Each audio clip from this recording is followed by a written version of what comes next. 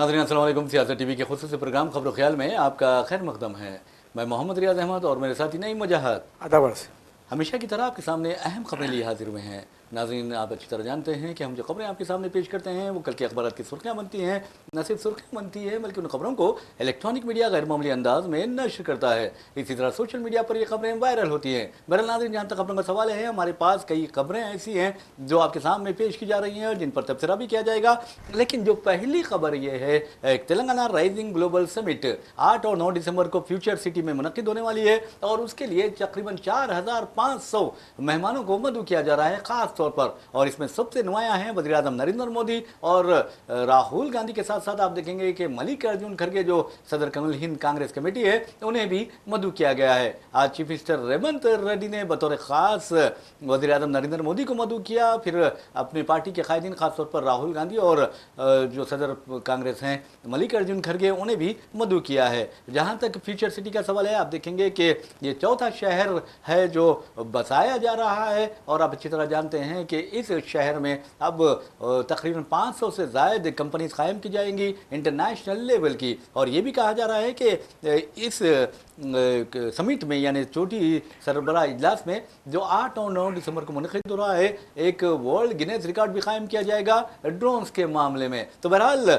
नईम वजाहत हमारे साथ हैं, हम चलते हैं और उनसे पूछते हैं कि आज इस सिलसिले में, कल तो श्रीधर बाबू ने एक अहम इजलास तलब किया था, आज चीफ मिनिस्टर रेवंत रेड्डी दिल्ली भी जाने वाले थे और मदऊ करने के लिए खासतौर पर, तो उस बारे में आपके पास क्या इत्तलात है? देखिए रियाज साहब, कांग्रेस हुकूमत के दिसंबर में दो साल मुकम्मिल हो रहे हैं। इसी मुनासिबत से कांग्रेस पार्टी और चीफ मिनिस्टर की जानिब से मुस्तक़बिल गुजरे हुए 2 साल के कारनामे और आइंदा के 3 साल के जो काम किए जाएंगे, मनसूबाबंदी, इसका एक नोट तैयार किया है, यानी ब्लूप्रिंट तैयार किया। जी हाँ, तमाम महकूमा जात को हिदायत दी गई है और खुद चीफ मिनिस्टर हर दिन एक डिपार्टमेंट का जायज़ा ले रहे थे और उनको बता रहे थे कि आपकी 2 साल की करदगी पेश क्या है वो सामने पेश कीजिए और फिर आइंदा 3 साल के साथ साथ 2047 तक तेलंगाना राइजिंग का जो हदफ मुकर्रर करके आगे बढ़ रही हुकूमत, उसकी हिकमत अमली भी तैयार करने की तमाम डिपार्टमेंट्स को हिदायत दी गई है। तमाम डिपार्टमेंट्स अपनी अपनी जानिब से मुस्तकबिल की हिकमत अमली को तैयार करके पेश कर रहे हैं और इसी दौरान कई कंपनियों को, मुकामी और बैनुल अक़वामी कंपनियों को तेलंगाना मदऊ किया जा रहा है इस समिट के दौरान। और ये कहा जा रहा है कि ये 2 दिन के दौरान बड़े पैमाने पर तेलंगाना में सरमायाकारी करने के माहदे भी तय किए जाएंगे। जी। साथ ही साथ चीफ मिनिस्टर चाहते हैं कि इस समिट को कौमी और बैनुल अक़वामी सतह पर उठाया जाए ताकि दुनिया की नज़र तेलंगाना पर नज़र आए।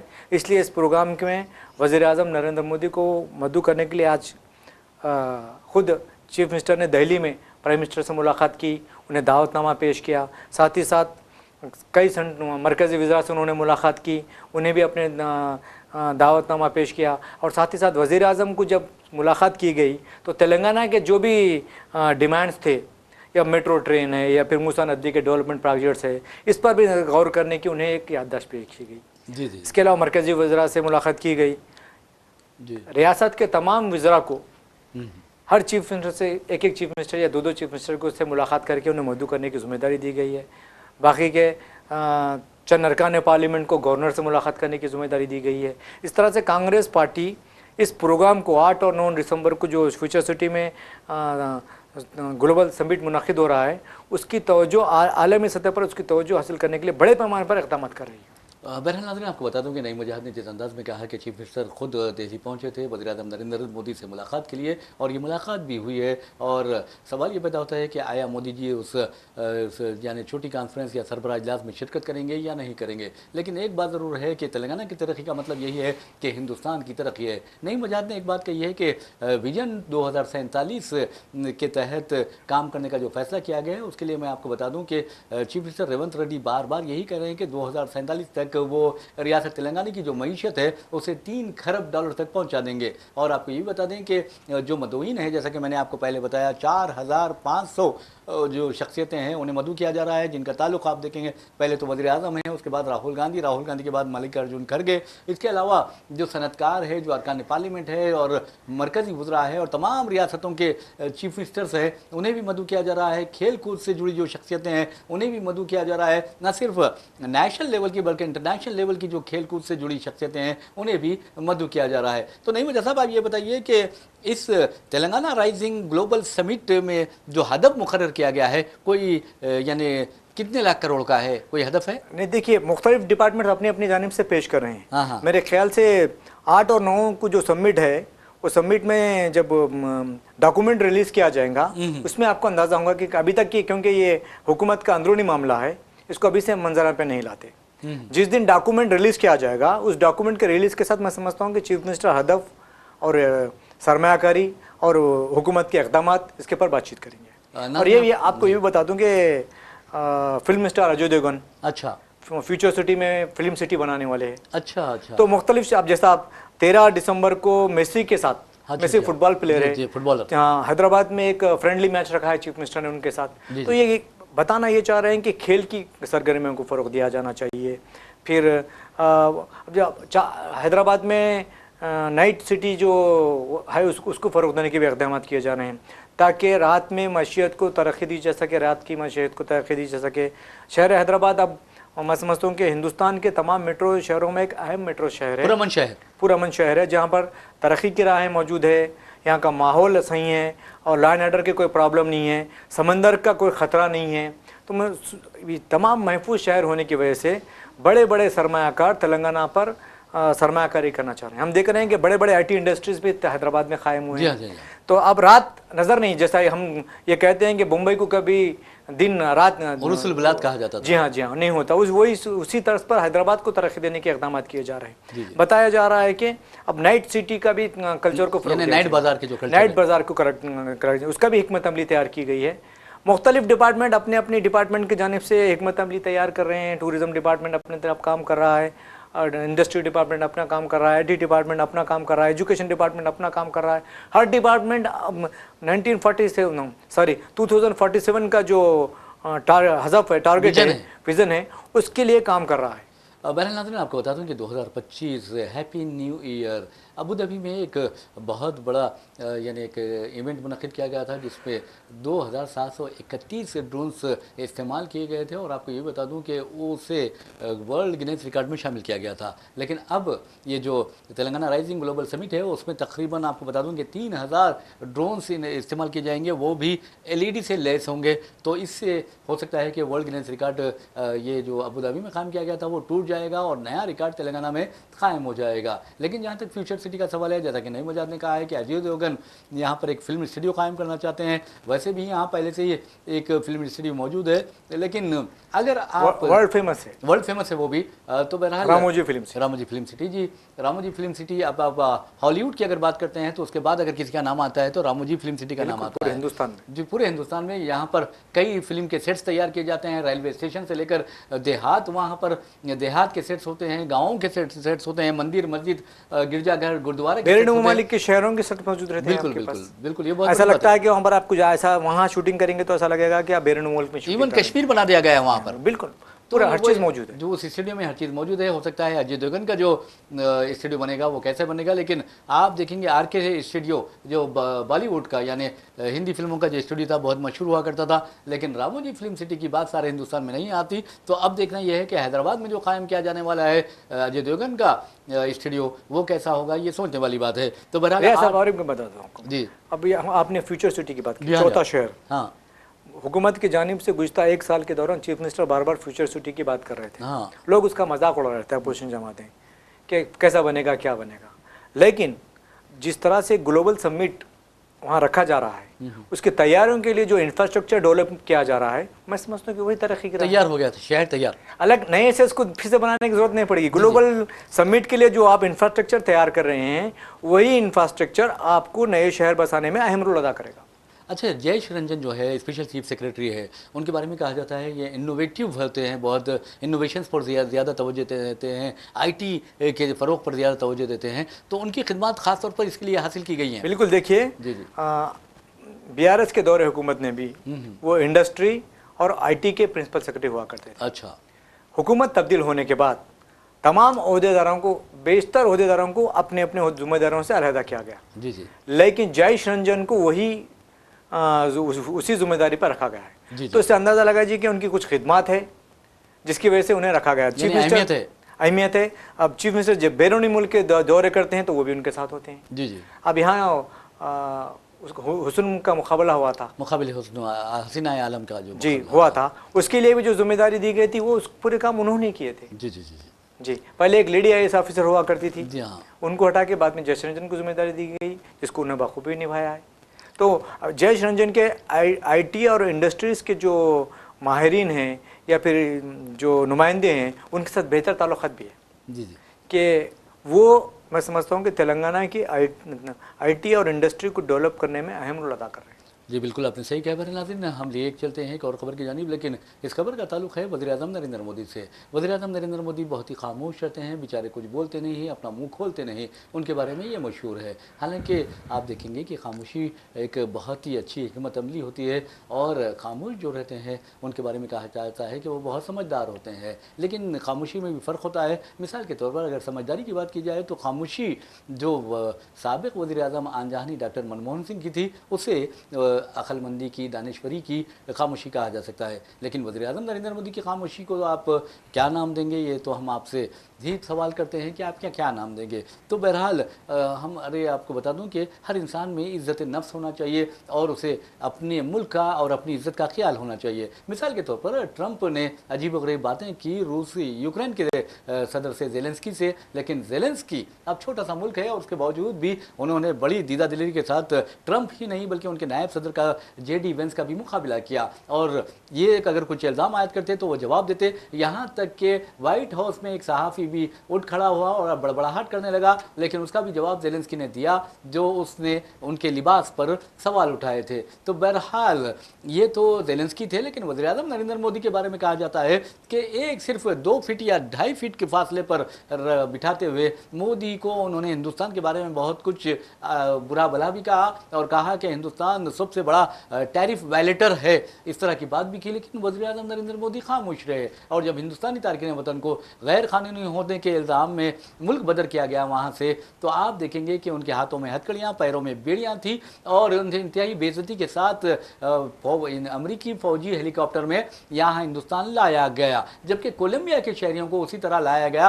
तब कोलंबिया के सदर ने, एक छोटा सा मुल्क है, उसने ट्रंप को चैलेंज किया और कहा कि तुम इस तरह हरकत नहीं कर सकते, हमारे शहरियों की इज्जत होती है, हमारी भी इज्जत नफ्स है, हरगिज़ अगर दोबारा तुम लाओगे तो फिर इसके तुम्हें संगीन नतायज भुगतने पड़ेंगे, इसलिए हम अपना तैयारा रवाना करेंगे, उनमें बाइज्जत तरीके से उन्हें रवाना किया जाए, यानी कोलंबियाई शहरी को। तो बहरहाल वज़ीर-ए-आज़म खामोश रहते हैं। एक ऐसा मरहला भी आया कि पहलगाम दहशतगर्दाना हमले के बाद हिंदुस्तान ने ऑपरेशन सिंदूर किया। हम सलाम करते हैं हिंदुस्तानी फ़ौज को कि पाकिस्तान को उन्होंने ज़बरदस्त सबक सिखाया, लेकिन ट्रंप ने कहा कि ये जो जंग बंद की गई है उसमें उनका किरदार है, उनकी वजह से ही जो हिंदुस्तान और पाकिस्तान के दरमियान जंग बंदी हुई है। उन्होंने 1 नहीं, 2 नहीं, 3 नहीं, बल्कि अब तक 61 मरतबा 61 टाइम्स उन्होंने ये कहा है कि जंग बंदी मेरी वजह से हुई है, लेकिन 61 मरतबा भी वज़ीर-ए-आज़म खामोश रहे। ये खामोशी का राज क्या है? ये कमज़ोरी है या ताकत है? नहीं, आपने कहा कि खामोश रहना बेहतर है। नहीं, लेकिन खामोशी में दो फ़र्क है, एक मनमोहन सिंह की खामोशी है, एक मोदी की खामोशी है। जी हाँ, बिल्कुल आपने सच कहा। आपने जितने भी मौज़ूआत पर तबसरा किया है मुख्तसर, वो मैं समझता हूँ कि इस मामले में वज़ीर-ए-आज़म की खामोशी मैं समझता हूँ हिंदुस्तान की तौहीन है। बिल्कुल सही कहा। हम बार बार ये कह रहे हैं कि हिंदुस्तान और पाकिस्तान की जो जंग टली है उसमें अमेरिका का कोई रोल नहीं है। अपोजिशन जमातें बार बार ये बात कह रही हैं, लेकिन ट्रंप बार बार ये कह रहे हैं कि उन्होंने रुकाया है, लेकिन हमारी वज़ीर-ए-आज़म ने इसकी कोई तरदीद नहीं की, ना ही इस पर अपने कोई मौक़िफ़ का इज़हार किया है। जी जी। और साथ ही साथ आपने कहा कि पाकिस्तान, अमेरिका में मुक़ीम तारिकीन वतन, जी हाँ, उन्हें जब हिंदुस्तान वापस किया जा रहा था तो वहाँ का अगर कानून है तो ठीक है, हम भी उसका एहतराम करेंगे, लेकिन हमें इज़्ज़त और रिस्पेक्ट के साथ यहाँ पर लाया जाना चाहिए था। बिल्कुल। आपने छोटे से मुल्क श्रीलंका का, कोलंबिया की बात की थी। कोलंबिया श्रीलंका का है ना? नहीं, कोलंबिया की बात की थी मैंने। जी जी। कोलंबिया अलग मुल्क है। जी हाँ, जी हाँ, जी हाँ। सॉरी, आप, मैं श्रीलंका समझ रहा हूँ। जी जी। कोलंबो आपका जहन में आ रहा है? जी हाँ, कोलंबो का आ रहा था मेरे जहन में। तो कोलंबिया की आपने बात की थी, तो वहाँ का अगर प्रेसिडेंट वज़ीर-ए-आज़म पाकिस्तान, अमेरिका को ये चैलेंज करता है कि अब इस तरह से मत भेजिए, हम हमारा प्लेन भेजेंगे, हम भी तो भेज सकते थे। हमने कई मरतबा भेजा है, जब भी किसी कई ममालिक में जंग होती है या फिर हमने देखा कि कोरोना आ गया था, चीन में हमारे लोग फंसे हुए थे, हमने उस बुरहान के मौके पर अपना स्पेशल फ्लाइट भेजा और लोगों को वहाँ से लेके आया। जहाँ भी जंग हो रही है, जैसा रूस और आपने यूक्रेन की जंग हुई थी, वहाँ पे भी हमारे लोग फंसे हुए थे, हमने स्पेशल फ्लाइट भेज के वहाँ से मंगाया था। इसी तरह से जब वज़ीर आज़म पहुंच गए थे अमेरिका, जब दोनों के दरमियान में आप कहा कि 2 फीट 1.5 फीट के दरमियान के फासला था, जब बैठ के बातचीत हो रही थी, ज़ेलेंस्की जब दवा से जवाब दे सकते हैं तो कम से कम आप उन्हें मनवाना तो चाहिए था, रजामंद तो कराना चाहिए था। आप कहते हैं कि ट्रम्प इज़ माई फ्रेंड, अब आपके दोस्त को नहीं समझा सके तो फिर हिंदुस्तान के आवाम को क्या समझेंगे? आप देखिए, अगर इस मामले में अपोजिशन जमातें कुछ कहती हैं तो वज़ीर आज़म और बीजेपी और मरकज़ी वज़रा पूरे उठ खड़े होते हैं, लेकिन अमेरिका बार बार कह रहा है कि हमने जंग रुकवाई, किसी ने मुंह नहीं खोला है। और जब हमारे हिंदुस्तानी शहरियों को जिस अंदाज में रवाना किया गया उस पर भी सब खामोश रहे। कई मरतबा कई चीज़ों की आपने मिसाल पेश की है, लेकिन मैं समझता हूँ कि इस मामले में वज़ीर आज़म को और हिंदुस्तान को सख्त माखूफ अपनाने की ज़रूरत थी, लेकिन हिंदुस्तान पर टैरिफ बढ़ाने के बावजूद मुल्क खामोश रहा, आवाज़ करने की भी गुंजाइश नहीं की। जी। बहरहाल नाज़रीन, आपको बता दूं कि जयराम रमेश जो कांग्रेस लीडर हैं, कांग्रेस के तर्जुमान हैं, उन्होंने बार बार वज़ीर-ए-आज़म नरेंद्र मोदी को इस बात का एहसास दिलाया है कि मोदी जी, आप हिंदुस्तानियों की ही इज़्ज़त नफ्स से खेल रहे हैं, हिंदुस्तानी जो बाशिंदे हैं उनकी इज़्ज़त नफ्स का आप ख्याल नहीं रख रहे हैं। हमारी भी अपनी गीरत है, हमारी अपनी इज़्ज़त है और उसको हम बरकरार रखना चाहिए। बहरहाल जयराम रमेश का आज भी ट्वीट आया, उसमें उन्होंने कहा कि 61 मरतबा ट्रंप ने कहा है कि मैंने जंग बंदी करवाई, मैंने जंग रुकवाई, इस तरह की बात उन्होंने की है। तो मोदी जी को कुछ ना कुछ कहना चाहिए इस बारे में कि अगर आपको रुकाए हैं, अमेरिकी सदर को क्रेडिट जाता है तो आप कह दीजिए कि क्रेडिट इनको दिया जाना चाहिए, अगर नहीं रुकाया है तो कह दीजिए अपने ज़बान से कि उन्होंने नहीं रुकाई है। देखिए, हमारे मुल्क का विकार बढ़ाना, उसकी इज्जत करना जी हमारे रहनुमाओं की भी जिम्मेदारी है। जी। अगर कोई दूसरा मुल्क बेजा बातें कर रहा है, जो हक़ाइक़ नहीं है उसको भी पेश कर रहा है, तो फिर मैं समझता हूँ कि मरकज़ी हुकूमत को या फिर वज़ीर आज़म को इस पर बोलना चाहिए। अगर नहीं बोला जा रहा है तो फिर लोग सही समझेंगे कि ट्रम्प जो दावा कर रहे हैं वो सही है, समझेंगे। जी, बिल्कुल आपने सही कहा है।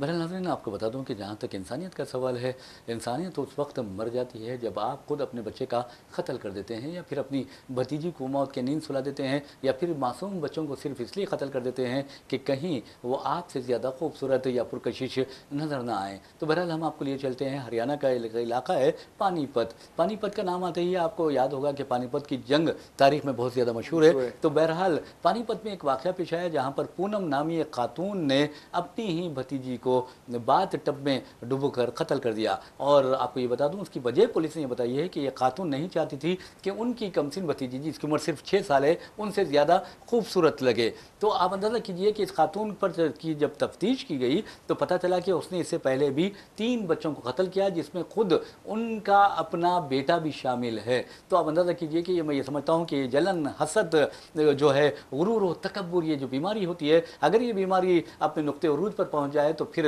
तबाही और बर्बादी लाती है। और पूनम का भी यही हुआ है और वो उसमें मैं समझता हूँ कि ऐसी नफसियाती बीमारी में मुब्तला हो गई थी जिसके नतीजे में वो बच्चों को कत्ल करने लगी थी। अच्छा हुआ कि खुद उसका अपना भाई, उसके अपने भाई ने ये पुलिस में से शिकायत दर्ज करवाई और कहा कि मुझे ये शक लगता है ये हादसा नहीं बल्कि कत्ल है। तो एक फूफी के हाथों एक भतीजी का कत्ल हो जाता है और वो भी मासूम। तो आप अंदाज़ा कीजिए कि क्या इंसानियत हिंदुस्तान में मर गई है। और ख़ास तौर पर 2014 के बाद से तो ऐसे वाक़यात पेश आ रहे हैं। देखिए, मैं समझता हूँ कि वो खातून ज़हनी तनाव का शिकार है।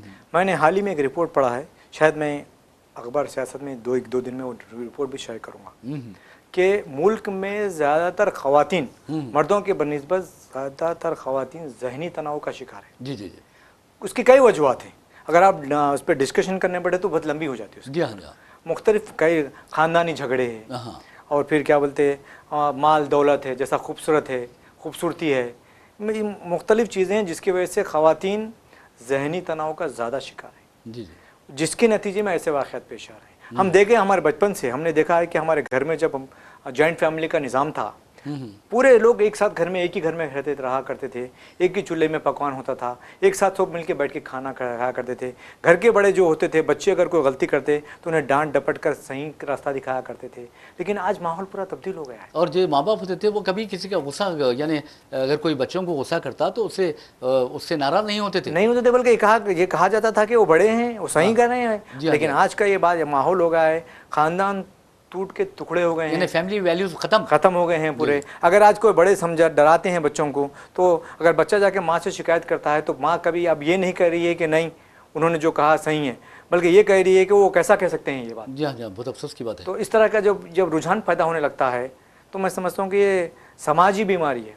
इस पर तफसीली गुफ्तगू की ज़रूरत है, और मैं समझता हूँ कि तमाम माहिरीन को इस ऐसे मौज़ूआत पर रोशनी डालने की ज़रूरत है, और जो सुधार होना चाहिए समाज के लिए उसकी भी एक हिकमत अमली तैयार होनी चाहिए। बिल्कुल आपने सही कहा। बहरहाल नाज़रीन, जहाँ पर आप देखेंगे गुर्बत थी, जहाँ पर आप देखेंगे कि वहाँ मोहब्बत थी, आज आप बड़े बड़े घर हो गए हैं। जो दरख्त हुआ करते थे आपके दालान में वो ख़त्म हो चुके हैं। जो खुशबू हुआ करती थी वो मसनवी आ जा रहे हैं उसके जी आ जाए कहाँ पता नहीं, लापता हो गई या गायब हो गई है। और अब आप देखेंगे ये घरों में जो प्लास्टिक के पत्ते नजर आएंगे, फूलें, वही बनाना मसनवी फूलें वगैरह नजर आ रही हैं।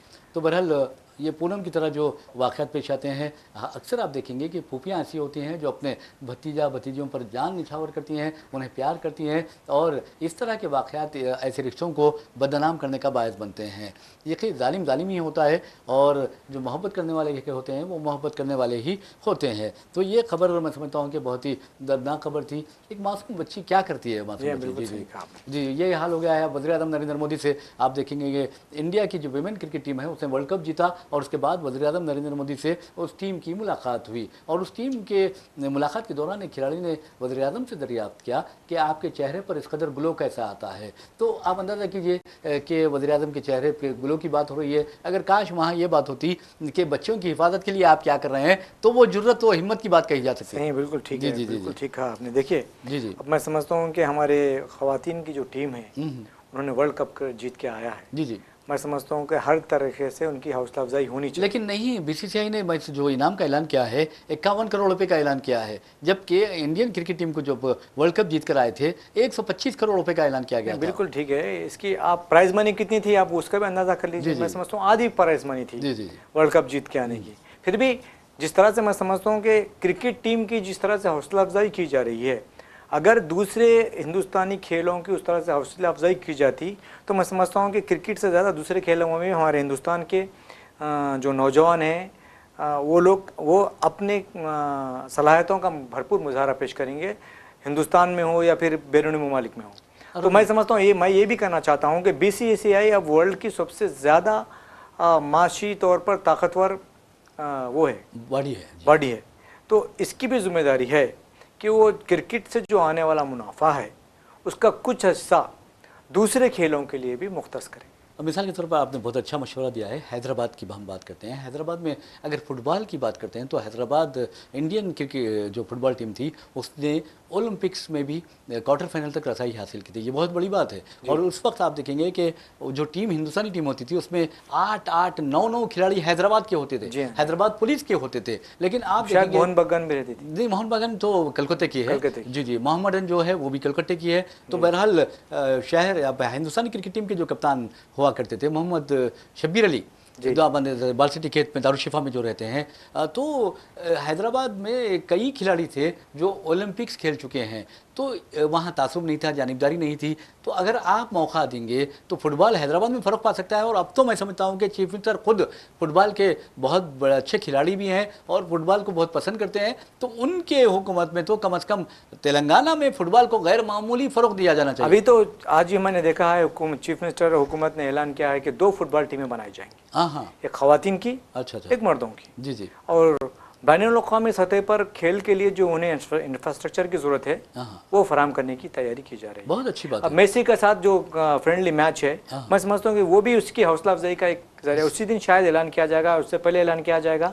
2 टीमें ऐलान करनी जा रही है। और जहाँ तक मैं बोल रहा हूँ तेलंगाना की हुकूमत का जो मामला है खिलाड़ियों की हौसला अफजाई करने का, आपके सामने बेहतरीन मिसालें शामिल है कि वर्ल्ड कप जीतने वाले मोहम्मद सिराज को डीएसपी बनाया गया है, बॉक्सिंग में गोल्ड मेडल जीतने वाली निखत जरीन को डीएसपी बनाया गया है। इसी तरह दूसरे भी जो खिलाड़ी सिंधु को यहाँ पर भी वहाँ पर भी, आंध्र प्रदेश में भी और तेलंगाना की हुकूमत ने बहुत अहम जी अराज़ियात दिए गए हैं उन्हें, मकानात के अराज़ियात दिए गए हैं उन्हें, कोचिंग की सहूलतें फराहम की गई है। मैं समझता हूँ कि तेलंगाना हुकूमत की जानिब से खेलों की हौसला अफजाई की जा रही है और मज़ीद करने की ज़रूरत है। जी बहरहाल नाज़रीन, एक और ख़बर की जानिब हम आपके लिए चलते हैं। इस खबर का ताल्लुक़ हैदराबाद के राजीव गांधी इंटरनेशनल एयरपोर्ट से है। आपको बता दें कि हिंदुस्तान ही नहीं बल्कि दुनिया भर में राजीव गांधी इंटरनेशनल एयरपोर्ट की अपनी एक शिनाख्त है, अपनी एक पहचान है। और हालिया अरसे के दौरान शहरी हवाबाजी के यानी इंटरनेशनल सिविल एविएशन के कई बावखार अवार्ड्स भी हैदराबाद के राजीव गांधी इंटरनेशनल एयरपोर्ट को हासिल हो चुके हैं। ऐसे में आपको बता दूँ कि हैदराबाद एयरपोर्ट पर आज डोमेस्टिक जो परवाज़ें थी वो कई डोमेस्टिक परवाज़ें मनसूख कर दी गई और उसके बारे में ये बताया गया है कि टेक्निकल फॉल्ट की वजह से इंडिगो का एक तैयारा रनवे पर तकरीबन 2 घंटे तक फंसा रहा, फिर उसे वहाँ से हटाया गया। उसके बावजूद भी परवाज़ें कैंसिल करनी पड़ी। और ख़ासतौर पर आप देखेंगे हैदराबाद से दिल्ली है और मदुराई है, बेंगलुरु है और भुवनेश्वर है, वहाँ जाने वाली परवाज़ों पर बहुत ज़्यादा असर पड़ा। और ख़ास तौर पर ऐसे लोगों पर असर पड़ा, यानी बहुत ही परेशान हो गए वो लोग जो इंटरव्यूज़ के लिए जाने वाले थे। जी हाँ, बिल्कुल आपने सच कहा है। जी मुझे यहाँ तक इत्तला थे पूरे दुनिया में इंटरनेट की कुछ तकनीकी मसाइल की वजह से ये सूरत हाल पैदा हुई। यानी सिविल एविएशन सिर्फ हैदराबाद ही नहीं जी बल्कि मुल्क के दूसरे मुकामात पर भी, जैसा चार्ट जीपीटी है, दूसरे जो वो प्लेटफॉर्म्स है वहाँ पर भी ये सरगर्मियाँ मुतासर होने की तलात मिली है। टेक्निकल डिसरप्शन है। जी हाँ टेक्निकल डिसरप्शन, जिसकी वजह से परवाज़। लेकिन आपने अच्छी बात कही कि कई लोग इंटरव्यूज़ को जाने वाले थे, उनके साथ इस तरह की बातचीत आई। तो मैं जो भी हुकूमतें हैं, मरकज़ी हुकूमत के इंटरव्यूज़ हो या रियासती हुकूमत या प्राइवेट भी हो, तो मैं उन्हें से अपील करता हूँ कि इस मसले पर हमदर्दाना गौर किया जाए। इंसानी बुनियाद पर उन्हें दोबारा इंटरव्यू के मौका फराहम किया जाना चाहिए, क्योंकि वो तो जाने के लिए तैयार थे, उनके टिकट भी बुक थे, पूरे हर चीज़ तैयार थी। लेकिन तकनीकी ख़राबी की वजह से जो रुकावटें पेश आई हैं उसको मद्देनज़र रखते हुए जो बच्चे तुलबा इंटरव्यूज़ को जाने वाले थे उनके लिए इंटरव्यूज़ का दोबारा इंतज़ाम किया जाता तो बेहतर होता। अच्छा नवीन वजह साहब, आप ये बताइए कि चीफ मिनिस्टर रेवंत रेड्डी के बारे में एक खबर आ रही है कि उन्होंने ये कहा है कि जो हम हिंदू हैं या हिंदू माशरा है वो मुख्तलिफ भगवानों में बटा हुआ है। हाँ, कोई एक भगवान की पूजा करता है तो कोई दूसरे भगवान की पूजा करता है, लाखों की तादाद में भगवान हैं और कोई भी एक भगवान पर मुत्तफिक नहीं होता। यानी कोई लॉर्ड वेंकटेश्वरा की पूजा करता है तो कोई हनुमान की पूजा करता है। इस तरह की बात उन्होंने कही है। जैसे ही उनका ये बयान आया, तिरुमला तिरुपति देवस्थानम के जो बोर्ड है उसके जो रुकन है बीजेपी के, उन्होंने ख़ास तौर पर उनको भानु प्रकाश रेड्डी है, उन्होंने चीफ मिनिस्टर को एंटी हिंदू कहा और कहा कि चीफ मिनिस्टर रेवंत रेड्डी माजरत खाई करे हिंदुओं से, उन्होंने हिंदुओं के खिलाफ बात की है। तो आप कहाँ तक के मुत्तफिक है इस बात को लेकर? देखिए, मरकज़ी ममलिकती वज़ीर दाखिला बंडी संजय, बीजेपी से मुस्तफ़ी होने वाले रुकन असम्बली राजा सिंह के अलावा कई बीजेपी के कायदीन ने सोशल मीडिया पर रेवंत रेड्डी के खिलाफ इस मसले पर मुहिम शुरू कर दी है। बताया जा रहा है कि कांग्रेस पार्टी के एक इजलास में से खिताब करते हुए रेवंत रेड्डी ने कहा कि शादी ना करने वालों के लिए एक अलग भगवान है, शादी करने वालों के लिए अलग भगवान है, पीने वालों के लिए अलग भगवान है, ना पीने वालों के लिए अलग भगवान है, ख़वातीन के लिए एक अलग भगवान है। इस तरह उन्होंने कहा कि जिस तरह इतने भगवान हैं, समाज के लोगों की जहनीत को समझते हैं, उसी तरह कांग्रेस पार्टी भी है जो समाज के तमाम लोगों के जहनीत को समझती है, उनके लिए काम करती है। इस तरह से उन्होंने बात की थी। लेकिन बीजेपी इसका सियासी फ़ायदा उठाने की कोशिश की है, इसको मजहबी रंग देने की कोशिश की है और शायद हिंदुओं में इसका गलत पैगाम भी पहुंचा, तोड़ मरोड़ कर पेश किया गया। दिल्ली में जब चीफ मिनिस्टर आज दिल्ली गए थे, वहाँ पर दिल्ली में मीडिया से जब चिट-चैट बातचीत कर रहे थे, जब उन्हें बताया गया कि बीजेपी इस तरह की बात कर रही है, तो उन्होंने कहा कि मेरे खिलाफ मुनज़्ज़म साजिश चलाई जा रही है। मैंने जो वर्ड्स का इस्तेमाल किया था उसको तोड़ मरोड़ कर पेश करते हुए या फिर कुछ वर्ड्स को निकालते हुए हिंदुओं के जज्बात को भड़काने वाला जैसा पैगाम दिया गया, इस तरह का बात फैला रहे हैं। लेकिन मैं इसकी तरदीद करता हूँ, मैंने भगवानों की बेइज्जती नहीं की है, उन्होंने इसकी तरदीद की है। और ये भी कहा, बीजेपी का शुक्रिया अदा किया है कि उन्होंने उन्हें जुनूब के साथ साथ शुमाल में हम भी उन्हें मकबूल बना दिया है, बीजेपी ने इस तरह का उन्होंने दावा किया है। जी जी, ये बात हुई है। तो बहरहाल उन्होंने कहा है कि जो ज़िले सदर होते हैं कांग्रेस के या फिर पॉलिटिकल लीडर्स होते हैं, उन पर लोग कैसे मुत्तफिक होंगे, भगवानों पर मुत्तफिक नहीं होते तो इन पर क्यों होंगे, जी हाँ, ये जी बात हाँ। उन्होंने कही क्योंकि थी। आप देखिए कि जब डिस्ट्रिक्ट कांग्रेस कमेटी के सदर का इंतखाब हो गया था तो एक वजीर, हाँ हाँ, जिनका नाम नहीं लूँगा, उन्होंने उसकी मुखालिफत की थी। और कई कांग्रेस के कैदीन हैं जो कभी खुल के कर रहे हैं, जो अंदरूनी हलकों में कर रहे हैं, डिस्ट्रिक्ट प्रेसिडेंट्स के चुनाव पर एतराज़ कर रहे हैं। तो मैं समझता हूँ कि उसी मुनासिबत के लिहाज से चीफ मिनिस्टर ने यह बात कही होगी कि जो लोगों डिस्ट्रिक्ट प्रेसिडेंट का जो चुनाव हुआ है उसमें लोगों में जो पार्टी के कायदीन में जो बेचैनी पाई जाती है उसको दूर करने के लिए उन्होंने इस तरह का एक मिसाल पेश की है। लेकिन उसको हिंदू मज़हब से जोड़ के या फिर भगवानों की तौहीन से जोड़ के पेश किया जा रहा है। राजा सिंह ने यहाँ तक भी कहा था कि जुबली हिल्स के इलेक्शन में चीफ मिनिस्टर ने ये भी यहाँ तक भी कह दिया कि मुसलमान है तो कांग्रेस है, कांग्रेस है तो मुसलमान है। इस तरह का वो हिंदू मुस्लिम की बात कर रहे हैं, इस तरह की उन्होंने बात करने की कोशिश की थी। तो बहरहाल नाज़रीन, एक और खबर की जानिब हम लिए चलते हैं। दिल्ली पर कब्जा है बीजेपी का। बीजेपी की रेखा गुप्ता दिल्ली की चीफ मिनिस्टर हैं और आपको ये भी अच्छी तरह मालूम है कि दिल्ली में मरकज़ी वज़ारत दाखिला का जो कानून है, अमन व अमान है, उस पर कंट्रोल मरकज़ी वज़ारत दाखिला का होता है और मरकज़ी वज़ीर दाखिला अमित शाह हैं। और आपको ये बताने का मकसद ये है कि दिल्ली MCD यानी दिल्ली म्यूनसिपल कौंसिल जो है, कॉरपोरेशन जो है, उसके जो 12 वार्ड्स में ज़िमनी इंतखाबात हुए थे, बाईपोल हुए थे और बीजेपी ने तकरीबन 9 नशस्तों पर जब उस वक्त कामयाबी हासिल की थी, जो बाईपोल के जो 12 में से 9 तो बीजेपी के कब्जे में थे, लेकिन बीजेपी को 2 नशस्तों को से महरूम होना पड़ा। अब सिर्फ बीजेपी ने 7 नशस्तें हासिल किए, जबकि आम आदमी पार्टी ने 3 और कांग्रेस ने 1 और फॉरवर्ड ब्लॉक ने 1 नशस्त पर कब्जा किया है। और सबसे अहम बात यह है कि ये जो बलदिया है उसके वार्ड्स की तादाद 250 है, जिसमें से 102 नशस्तों पर आम आदमी पार्टी का कब्जा है और 120 पर बीजेपी का है। तो बीजेपी का तो कब्जा है, लेकिन आपको ये बता दूं कि इस तरह के जो रिजल्ट्स आ रहे हैं तो ये कहा गया है कि 2 नशस्तों से महरूमी बीजेपी के लिए एक बड़ा धक्का है। देखिए, मैं समझता हूँ कि बीजेपी की दिल्ली में हुकूमत कायम होकर मुश्किल से 1 साल 1.5 साल भी नहीं रहा होगा। 1-1.5 साल में छोटे छोटे हल्के रहते हैं बल्दिया के, जी हाँ, जी हाँ, कारपोरेशन के जो हल्के होते हैं, छोटे हल्के होते हैं। अगर वो हल्कों में भी, मैं समझता हूँ कि तमाम के तमाम हल्कों पर हुक्मरान जमात को कामयाबी हासिल करना चाहिए। बिल्कुल बिल्कुल। लेकिन बीजेपी अपने से पहले से मौजूद 2 हल्कों से महरूम हो रही है, तो इसका अंदाज़ा ये लगाया जा सकता है कि बीजेपी दिल्ली में अवामी एतमाद से महरूम हो रही है। और इत्तेफाक देखिए कि चांदनी चौक जैसे इलाके में बीजेपी ने कामयाबी हासिल की है। जी। तकरीबन 1100 चिल्लर वोटों से बीजेपी के उम्मीदवार ने कामयाबी हासिल की है।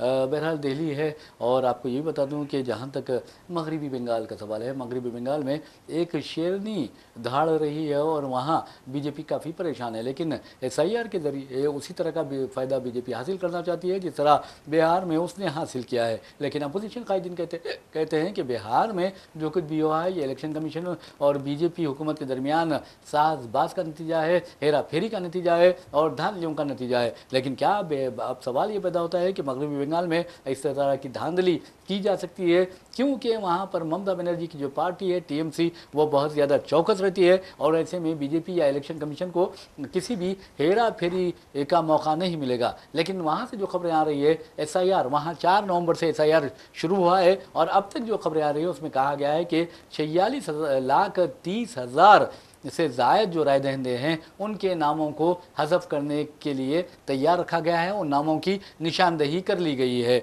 तो आप अंदाज़ा कीजिए कि बंगाल में अब जो ताज़ा तरीन आदद शुमार मंजरियाम पे आए हैं, यानी 17 अक्टूबर तक राय दहिंदों की जो फहरिस्त है उसके मुताबिक 7,66,37,529 वोटर्स हैं और इनमें जो फौत शुदा वोटर्स हैं उनमें ये कहा जा रहा है कि 22,28,000 है। देखिए, मैं समझता हूँ कि बिहार में जो SIR कराया गया था इसके जो नक़ाइस थे राहुल गांधी ने सबूतों के साथ पेश किया है। जिन वोटर्स को मुर्दा करार देते हुए वोटर लिस्ट से नाम निकाल दिया गया था, या तो उन्हें दिल्ली बुलाकर मीडिया के सामने पेश किया है या फिर बड़े स्क्रीन पर टेली कॉन्फ्रेंस के ज़रिए उन्हें उनसे बातचीत करते हुए बताया गया कि वो जिंदा है। जी जी। इतना बड़ा सबूत पेश करने के बावजूद अगर सेंट्रल इलेक्शन कमीशन या फिर रियासती इलेक्शन कमीशन की जानिब से इस पर तवज्जो नहीं दी जा रही है, तो मैं समझता हूँ कि ये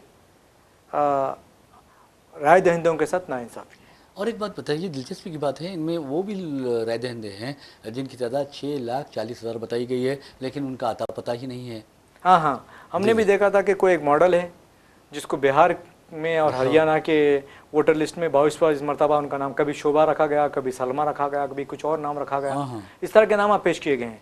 तो मैं समझता हूँ कि ये जो वोटर लिस्ट में जब नामों की शमूलियत की जब बात आती है तो आपको OTP आता है। जी जी, OTP की बुनियाद पर आप आगे बढ़ सकते हैं, लेकिन किस तरह से चलाया जा रहा है ये SIR समझ में नहीं आ रहा। स्कैंडल लगता है मुझे, क्योंकि जो लोग अब जैसा आज ये कहा जा रहा है कि बिहार में उत्तर प्रदेश के लोगों को लाके शामिल कर दिया।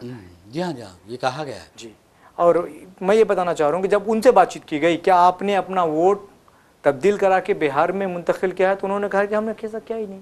जी जी, जब राय दहिंदे को ही मालूम नहीं है कि उसका वोट तब्दील हो रहा है और कहाँ पर दर्ज हो रहा है, तो फिर इतना बड़ा जो फ्रॉड हुआ है इस पर राहुल गांधी की जानिब से सबूत भी आज पेश किया जा रहा है। तो मैं समझता हूँ कि इलेक्शन कमीशन की जिम्मेदारी थी कि उस पर वजाहत करें, क्या टेक्निकल गलतियाँ हुई हैं या फिर वो सही हैं। अगर इस तरह का बात की जाती तो मैं समझता था कि आवाम के सामने एक अच्छा पैगाम पहुँचेगा। और साथ ही साथ सुप्रीम कोर्ट, जिसको अब ये कहा जा रहा है कि जो 4 सुतून हैं, जी जी, जमहूरियत के 4 सुतूनों में अब मैं समझता हूँ कि 3 जो सुतून हैं वो अवामी एतमाद खो चुके हैं। सिर्फ अदलिया है जिस पर आवाम अब भरोसा कर रहे हैं। तो अदलिया की भी जिम्मेदारी है कि वो इसका अस खुद नोट लें, और ऐसे जब वाक़यात सामने आ रहे हैं, जब सबूत आपके सामने मौजूद है, तो मैं समझता हूँ खुद कार्रवाई करनी चाहिए। लेकिन हाल ही में अदालत ने कहा है कि बिहार से कोई भी वोटर ने उनका नाम निकालने की उनकी शिकायत नहीं की है। इस तरह का रिमार्क भी किया गया है। तो मैं ये कहना चाहता हूँ, एक छोटा सा गरीब आदमी जो अपना दिन भर अपना पेट पालने के लिए जो दौड़ धूप करता है, उसके पास सुप्रीम कोर्ट से रुजू होने के लिए पैसे कहाँ से आएंगे, वकील कहाँ से कहाँ करेगा। तो होना ये चाहिए कि सुप्रीम कोर्ट को खुद इसका अगर नोट लिया जाता है तो जो धांधलियाँ हुई हैं उसमें कुछ दुरुस्त होने के इम्कान पाए जाते हैं। बहरहाल मैं समझता हूँ कि सब पॉलिटिकल वैल्यूज़, जिस तरह आपने कहा पहले प्रोग्राम के पहले भी हमने कहा है कि फैमिली वैल्यूज़ तबाह व बर्बाद हो गई हैं, उसी तरह पॉलिटिकल वैल्यूज़ भी तबाह हो गई हैं। वैसे भी नाज़रीन आपको बता दूँ कि तकरीबन जो शिफ्टेड वोटर्स हैं, यानी एक मुकाम से दूसरे मुकाम मुंतकिल होने वाले वोटर्स हैं, 46,30,000 में उनकी तादाद 16,22,000 है, जबकि डुप्लीकेट वोटर्स की तादाद आपको जानकर हैरत होगी कि 1,05,000 बताई गई है। देखिए, सिर्फ और सिर्फ मुसलमानों को टारगेट करने के लिए ये SIR चलाया जा रहा है। जी हाँ जी हाँ, ये तो पता चल रहा है कि जितने भी नाम निकाले जा रहे हैं वो मुसलमान हैं और दलितों के, कमज़ोरों और दलितों के, पसमानदा तबकात के हैं। जी जी, अब आप बिहार में गए, आप ये कहे कि बांग्लादेश से आ गए, अब तो आप वहाँ जाएंगे और वहाँ पर भी यही कहेंगे कि ये बांग्लादेश के घुसपैठियाँ हैं। तो सवाल ये पैदा होता है कि सरहदों पर किसकी क्या बोलते हैं हिफाजत कर रहे हैं। मरकजी दस्ते से फौज दस्ता कर रहे हैं, मरकजी बीजेपी की है तो मरकजी हुकूमत के हाथ में है हर चीज़। आपको उन्होंने दाखिल क्यों होने देना चाह रहा है। जी जी, सवाल ये पैदा होता है कि उन्हें क्यों दाखिल होने दिया जा रहा है। इसका मतलब आप नाकाम हो गए हैं। जी जी, ये तो आवाम समझती है पूरा। जी जी जी, तो बहरहाल मगरबी बंगाल का मैं समझता हूँ कि उसी तरह की हालत की जाने वाली है जिस तरह बिहार में RJD और कांग्रेस की हालत की गई है। लेकिन अफसोस की बात यह है कि आप 243 रुकनी बिहार असेंबली में अगर बीजेपी और JDU 200 से ज़्यादा नशस्तें हासिल करती हैं तो ये कोई मामूली बात नहीं है। ये बहुत बड़ा सोचा समझा मनसूबा ये कहा जा रहा है, एक साजिश कही जा रही है। रियासत में थोड़ा कुछ बोलूँ जी बिल्कुल बिल्कुल, आप बोल सकते हैं, क्योंकि राहुल गांधी ने इल्ज़ाम आयद किया है, हर अपोजिशन कायद यही कह रहा है कि कैसे ये हासिल कर सकते हैं। देखिए, जब लोकसभा के इंतखाबात हुए थे जी जी, महाराष्ट्र में इंडिया इत्तेहाद को भारी अक्सर से कामयाबी हासिल हुई थी जी। अब लोग यही समझ रहे थे कि उसके 6 माह बाद असेंबली के इंतखाबात होंगे, वो भी नतीजे इस तरह से आएंगे। जी जी, लेकिन हमने देखा जब जिस तरह से लोकसभा के इंतखाबात में इंडिया इत्तेहाद को कामयाबी हुई थी, उसी तरह असेंबली के इंतखाबात में NDA को कामयाबी हासिल हुई। तो आप बताइए कि 6 माह के दौरान ऐसी क्या तब्दीली हो गई कि वहाँ की हुकूमत ने इससे क्या काम कर दिए कि 6 महीने में लोग अपनी राय तब्दील करने पर मजबूर हो। जी जी, बिल्कुल आपने सही। और वही महाराष्ट्र के जो नताइज है उसी तर्ज के नताइज बिहार में देखने को मिले। जी हाँ, भारी मेजॉरिटी के साथ। मैं समझता हूँ कि ऐसा तो कभी होना नहीं चाहिए। अरे अखिलेश यादव ने तो हैरत का इजहार किया कि ऐसे नताइज कैसे आ सकते हैं। अब हरियाणा का इलेक्शन देख लीजिए, हरियाणा में तमाम सर्वे यही बता रहे थे कि इस मरतबा कांग्रेस की हुकूमत आएगी। जी जी जी, लेकिन हमने देखा कि वहाँ पर BJP की हुकूमत आ गई। हाँ हाँ, बिल्कुल आपने सही कहा। बहरहाल इसी के साथ हम अपना प्रोग्राम खबरों ख्याल इख्तिताम को पहुंचाते हैं। अपने मेज़बान मोहम्मद रियाज अहमद और मेरे साथी नईम मुजाहिद को इजाज़त दीजिए। इंशाल्लाह फिर मुलाकात होगी, फिर बात होगी। तब तक के लिए अल्लाह हाफ़िज़। अल्लाह हाफिज़।